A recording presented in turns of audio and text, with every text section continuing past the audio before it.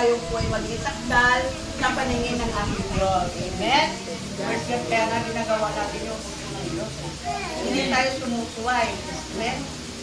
Kung pwede nga lang, noong dumating yung pandemya, pandemic na. Sabi ko, pastor, tapuloy pa kami. Pastor, ano kaya kung dito na lang kami magtira sa simbahan? Kasi napakalayo na lugar namin, Irawan. Sabi niya, bakit sis? Ano bang tanong? Sabi mo kasi nahihiya na ako sa inyo na sinusundo, hinahatid, sinusundo, hinahatid para makadalo lang sa gawain ng ating Panginoon. Sacrifice din ang ginawa ni Pastor Tapoboy sa amin. Pero, sabi ko nga sa kanya, Pastor, huwag na lang po muna kayo magsundo. Dahil, alam ko naman, Pastor, na i-cover kami ng protection ng ating Panginoon. May tricycle naman kami. Kaya lang, inuhuli talaga mga kapatid.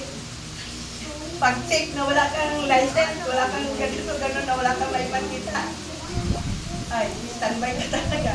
Pero salamat sa Diyos, dahil bawat dalo namin sa ating Panginoon, meron tayong pananalangin. Amen. Na lagi tayong gabayan ng Diyos at iligtas niya tayo sa anumang mga kapakamakang nakaabang sa ating unahan. Amen. Na lalo niya tayong tatakban ng kanyang divine protection.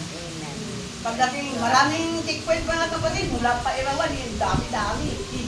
Pagdating siksikan, mayroon na naman. Pagdating ng Santa Monica, mayroon na naman. Pagdating ng dito, lahat na lang, mayroon. Kaya wala kang malulusutan. Sabi ko nga, kung pwede na ipatawid dito sa dagat, para doon.